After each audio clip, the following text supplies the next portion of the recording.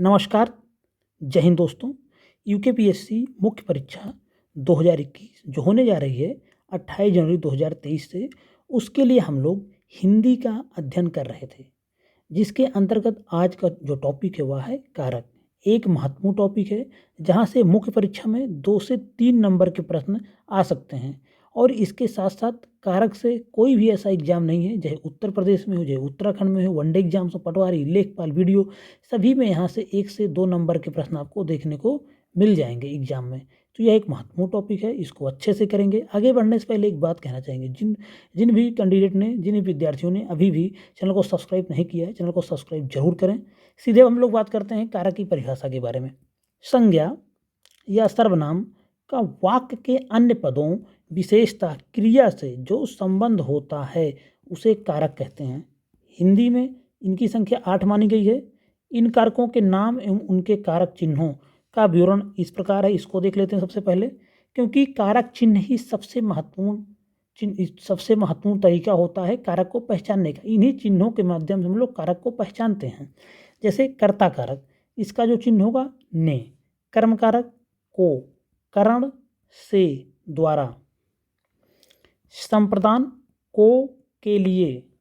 अपादान से, अलग होने के अर्थ में अपादान में से का प्रयोग होगा, क्योंकि से करण कारक का भी चिन्ह है, लेकिन कहीं से कुछ अलग हो रहा उसके लिए से लगा हुआ है, तो वहाँ पे अपादान कारक। संबंध का, की, के, रा, री, रे। अधिकरण में, पर। संबोधन हे, अरे। सिंपल है। बात करेंगे परसर्ग के बारे में। परसर्ग वह अक्षर होते हैं जो किसी धातु या मूल रूप के अंत में लगकर उसके अर्थ में कोई विशेषता लाते हैं।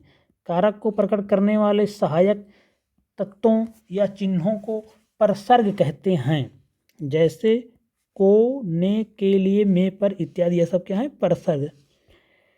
क्रियापरक व्याकरणिक कोटि कारक है। क्रियापरक व्याकरणिक कोटि कारक है। व्याकरण की वह कोट जिसमें क्रिया निहित हो कारक कहलाती है। यह सब कारक की डिफिनीशन के अंतर्गत आते हैं, कोई बहुत महत्वपूर्ण नहीं है। परसर्ग जान लेकिन क्या होता है, पूछा जा सकता है। क्रिया को संपन्न करने वाला कारक कर्ता कारक कहलाता है। इसका कारक चिन्ह ने होता है। चिन्ह हमने पहले इस तालिका में लिख रखा है, आप वहां से देख सकते हैं। जिस पर क्रिया का प्रभाव पड़े उसे कर्म कारक कहते हैं। अब हम लोग सभी कारकों को उसकी परिभाषा के हिसाब से देख रहे हैं। तो क्रिया को संपन्न करने वाला कारक कर्ता कारक कहलाता है। इसका कारक चिन्ह क्या होगा? ने होगा। उसके बाद जिस पर क्रिया का प्रभाव पड़े उसे कर्म कारक कहते हैं। इसका कारक चिन्ह को है। उसके बाद बात करेंगे, कर्ता जिस साधन से क्रिया करता है उसे करण कहते हैं। इसकी विभक्ति से तथा के द्वारा है। इसकी विभक्ति क्या है? किसकी? करण कारक की विभक्ति क्या है? से, के द्वारा। इन दो का जहाँ प्रयोग होगा वहाँ पे करण कारक होगा। दान देने के अर्थ में संप्रदान कारक प्रयुक्त होता है। इसकी विभक्ति को, के लिए, ऐ है। जहाँ पर किसी को कुछ दान दिया जाता है वहाँ संप्रदान, इसके नाम से ही लग रहा है कुछ दान दिया जा रहा है, तो संप्रदान कारक कहलाता है। किसी को कुछ प्रदान करना संप्रदान। विभक्ति को, के लिए। जैसे राम ने श्याम को किताब दी। जिसके लिए कोई क्रिया संपन्न की जाए या जिसे कुछ प्रदान किया जाए वहाँ भी संप्रदान कारक होता है। जिसके लिए कोई क्रिया संपन्न की जाए या जिसे कुछ प्रदान किया जाए वहाँ संप्रदान कारक होता है। बात करेंगे अपादान।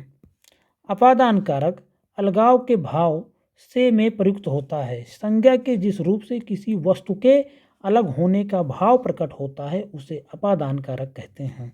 इसमें से परसर्ग का प्रयोग होता है जो अलग होने का भाव प्रकट करता है।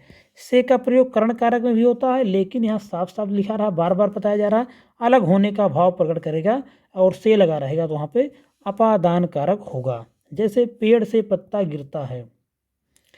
जब दो व्यक्तियों की तुलना की जाती है तो वहाँ पंचमी विभक्ति अपादान कारक होती है, परंतु जब बहुत से व्यक्तियों में किसी एक को श्रेष्ठ बताया जाता है तो वहाँ सप्तमी विभक्ति होती है।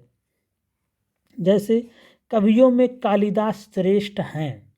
तो वहाँ पे क्या हुआ, सप्तमी विभक्ति हुई, और सप्तमी विभक्ति के बारे में यह होगा, क्या होगा, यह होगा अधिकरण कारक। तो इसके बारे में फिर से देखते हैं। जब दो व्यक्तियों में तुलना की जाती है तो वहाँ पंचमी विभक्ति अपादान कारक होती है, परंतु जब बहुत से व्यक्तियों में किसी एक को श्रेष्ठ बता दिया जाए तो वहाँ सप्तमी विभक्ति होती है। मतलब कि अधिकरण कारक सप्तमी विभक्ति में होता है, अधिकरण कारक, जहाँ किसी को श्रेष्ठ बता दिया जाए। कवियों में कालिदास श्रेष्ठ हैं। संज्ञा या सर्वनाम का वह रूप जहाँ हमें किन्हीं दो वस्तुओं के बीच संबंध का बोध कराता है वह संबंध कारक कहलाता है। इसका विभक्ति चिन्ह का, की, के, रा, री, रे है। जैसे या साहिल का बैग है, का विभक्ति आई है और यहाँ पे क्या होगा, संबंध कारक। उसके बाद हम बात करेंगे क्रिया का आधार सूचित करने वाला कारक अधिकरण कारक कहलाता है। इसका कारक चिन्ह में पर होता है। जैसे तोता डाली पर बैठा है, तोता डाली पर बैठा है, पर लगा हुआ है। में और पर इसकी विभक्ति है, इसका कारक चिन्ह है, तो यह हो गया अधिकरण कारक। उसके बाद हम बात करेंगे किसी को पुकारने या बुलाने के लिए, किसी को पुकारने या बुलाने के लिए जिस कारक का प्रयोग होता है उसे संबोधन कारक कहते हैं। तो बहुत सिंपल है, संबोधन के शब्दों के साथ संबोधन चिन्ह, विस्मयबोधक चिन्ह का प्रयोग करते हैं। इसके अतिरिक्त विस्मयबोधक चिन्ह का प्रयोग खुशी, हर्ष, घृणा, दुख, करुणा आदि प्रकट करने के लिए भी किया जाता है। हिंदी में दो तरह की विभक्तियां हैं, विशिष्ट, विश्लिष्ट और संश्लिष्ट।